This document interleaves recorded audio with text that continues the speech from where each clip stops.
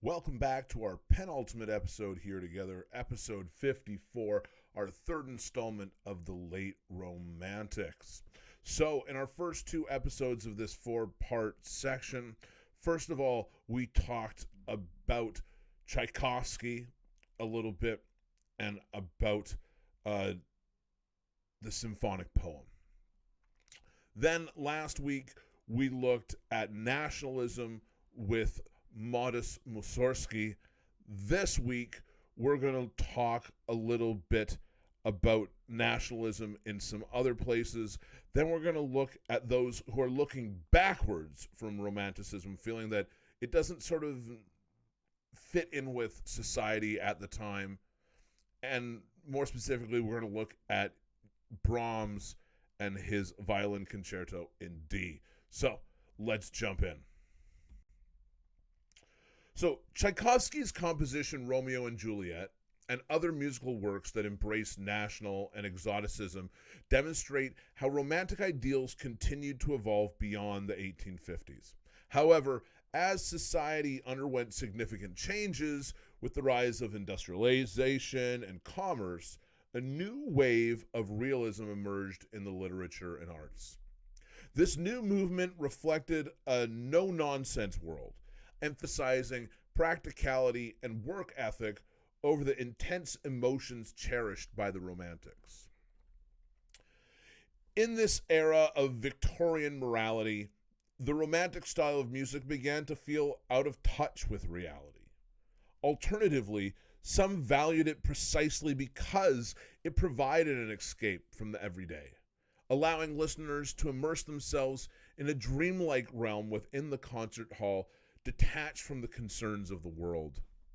Two renowned German composers of the late 19th century, Johannes Brahms and Gustav Mahler, responded to this changing landscape in distinct ways. And we're going to look at these two people this week and next week.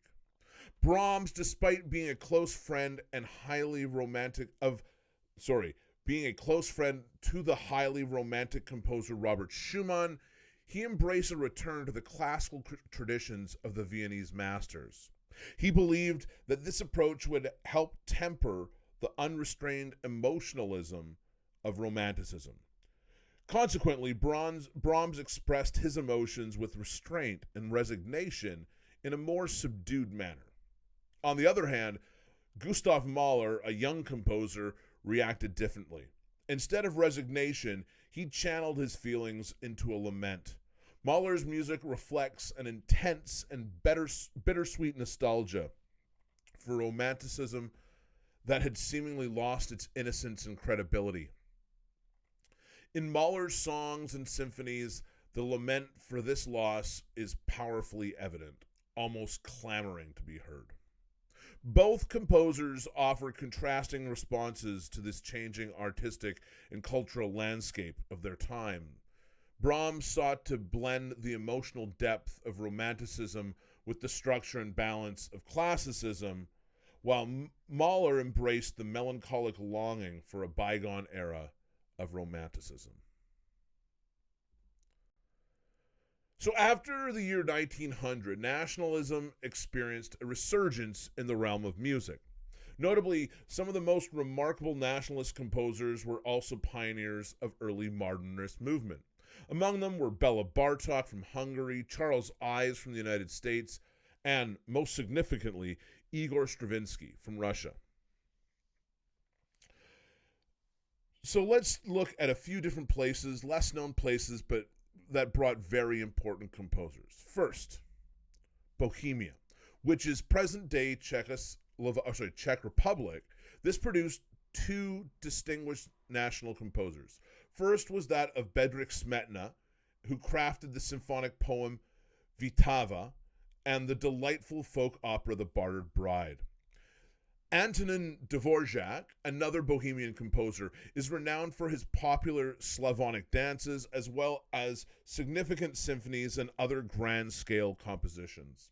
Dvorak's influence also extended to a distant land he visited, the United States. In Scandinavia, the Norwegian composer Edvard Grieg created sets of piano miniatures with titles like Norwegian mountain tunes, which enjoyed immense popularity in the time. He also composed a well-known suite of music uh, for the play Peer Gynt by the Norwegian playwright Henrik Ibsen. John Sibelius, a powerful late Romantic symphonist from Finland, composed a series of symphonic poems based on folklore of his native country, including the Swan of Tuonela, Kullervo, and Finlandia. Among the Spanish nationalists were Enrique Granados, Joaquin Turina, and Manuel de Falla, best known for his Nights in the Gardens of Spain for piano and orchestra. Spain also served as an inspiration for French composers who crafted exotic compositions with a Spanish flavor. Examples include Bizet's opera Carmen and orchestral pieces such as Emmanuel Chabrier's España and Claude Debussy's Iberia and Maurice Ravel's Bolero. In Great Britain, the prominent English nationalist composer was Ralph Vaughan Williams. His Fantasia on a Theme by Thomas Tallis is a heartfelt reflection of a psalm tune composed by a major figure from Britain's national heritage during the reign of Queen Elizabeth I. An Irish composer, Sir Charles Villiers Stanford, although lesser known, contributed to the nationalist movement with his Irish Rhapsodies for orchestra and the opera Seamus O'Brien.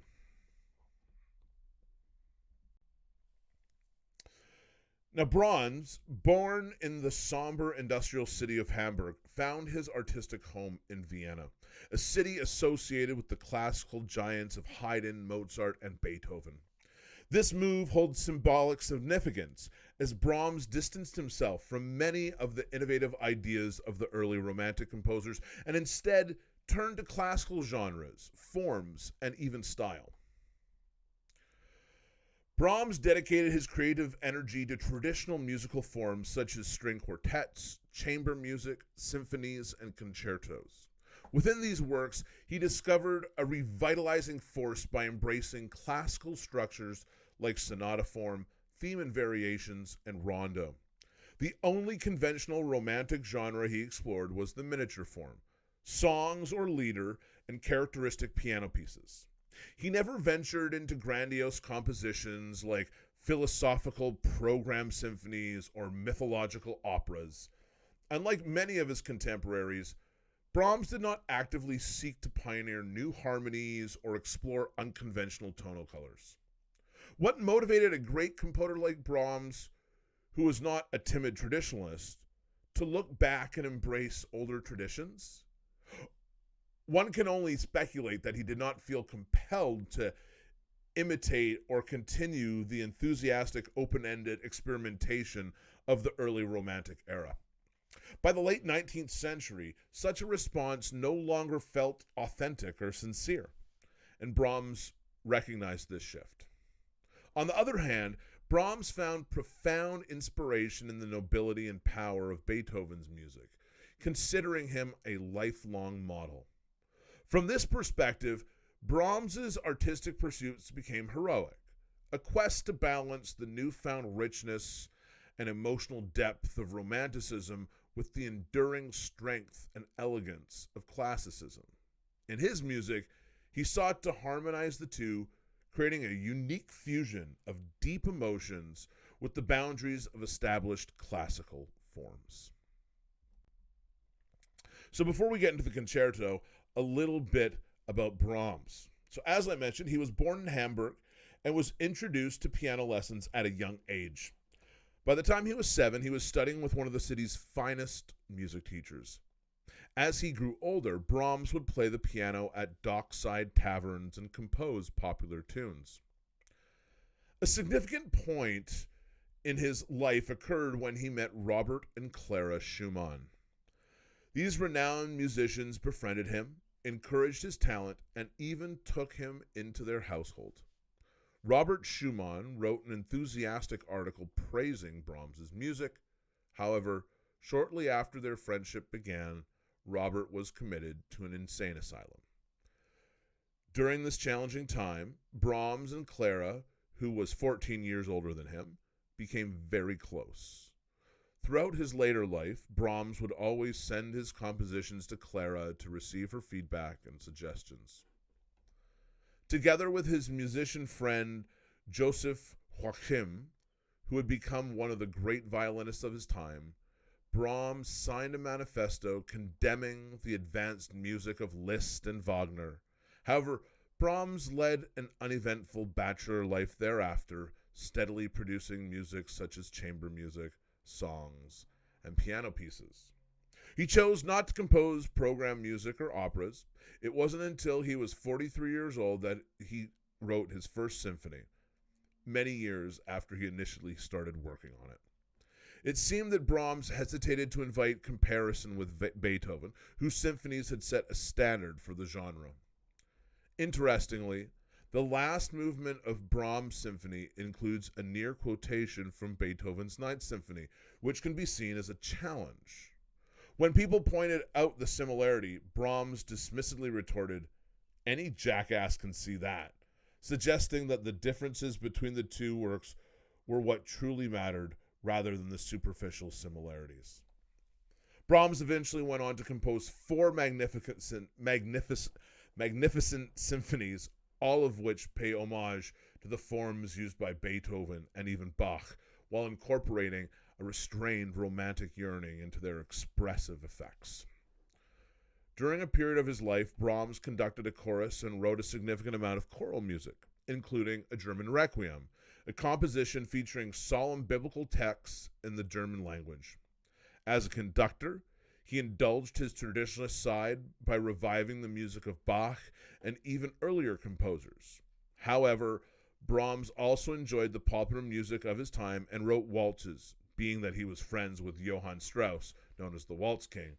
He also arranged folk songs and composed the well-known Hungarian dances.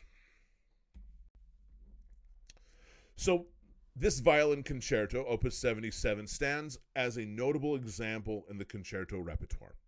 Unlike many other composers who often showcase their own virtuosity in concerts, Brahms composed his violin concerto specifically for his close friend, Joseph Joachim, who was not only a leading violinist of the time, but also a composer. At the time Brahms composed the violin concerto, he was already 45 years old. Despite his stature as a seasoned composer, Brahms remained open to the advice and input of his friend around certain aspects of the composition. In fact, Joachim even wrote the soloist cadenza for the first movement of the concerto. Brahms' traditional approach to composition can be observed when examining the structure of the concerto using the standard movement plan for classical concertos. Similar to Mozart's concertos, Brahms composed the first movement of his violin concerto in double exposition sonata form. This choice of form may have appeared conservative to writers of romantic concertos who had explored more innovative and freer structures. The concerto's final movement adheres to the rondo form, which was the most common way to conclude a classical concerto.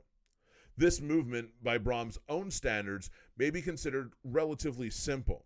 This is because the last movements of classical concertos were typically lighter and less demanding on the listener than compared to the preceding movements. So let's take a look at this third movement of the violin concerto. The term giocoso in music means joyful or playful. In the context of Brahms' violin concerto, the first theme of the rondo, designated as theme A, embodies this joyful quality. It possesses a lively rhythm and a spirited character reminiscent of the energetic gypsy fiddling that was popular in Vienna during the 19th century. One notable aspect of Brahms' composition style is his incorporation of exotic elements, and imitating gypsy music is in this concerto and other works. It's considered an example of this exotic feature. In the rondo movement, the solo violin takes center stage, playing not only the main theme but also a significant portion of the movement. During these passages, the violinist performs double stops, which involve bowing two violin strings simultaneously to produce chords. Mastering this technique requires great skill and precision, but when executed proficiently by a virtuoso, it creates a brilliant and impressive effect. In the rondo movement of Brahms' Violin Concerto, the main theme follows a traditional AABA form. However, Brahms adds his own subtle touches to this structure. The second A section is essentially identical to the first, with the only difference being the instrumentation. As a result, the final A section, or A prime, could potentially feel dull or repetitive if it were not varied in an interesting manner.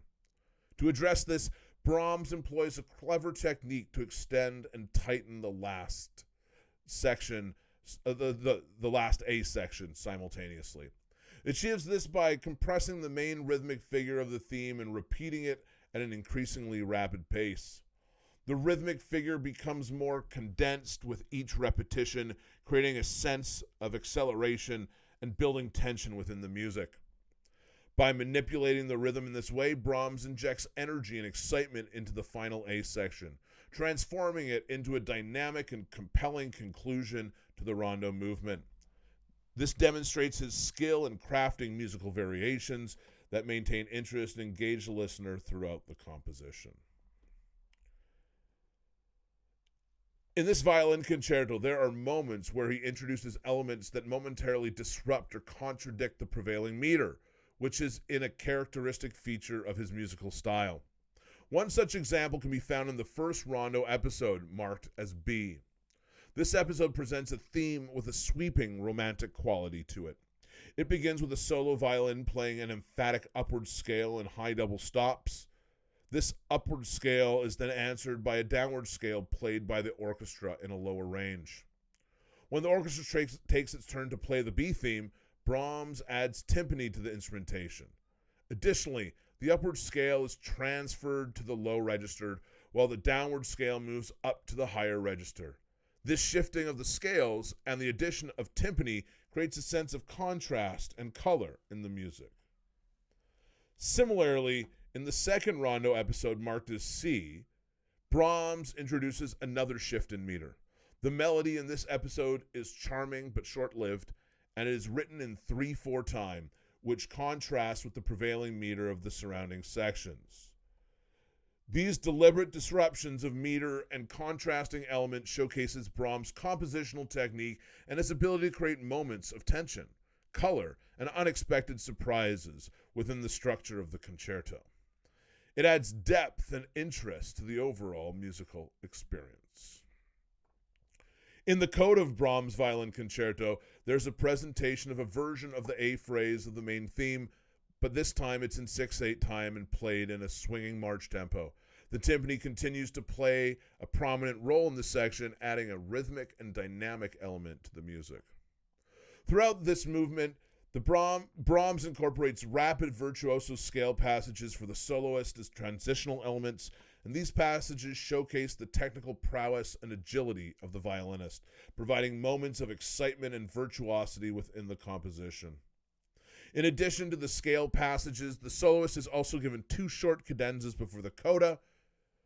Brahms includes these cadenzas to highlight the soloist's individual interpretation and expressiveness within the framework of the concerto. Overall, the coda, transitions, and cadenzas in Brahms' Violin Concerto contribute to the dynamic and spirited nature of the composition, allowing the soloist to shine and adding moments of musical flair and brilliance. So with that, let's have a listen to Brahms' Violin Concerto in D, Opus 77.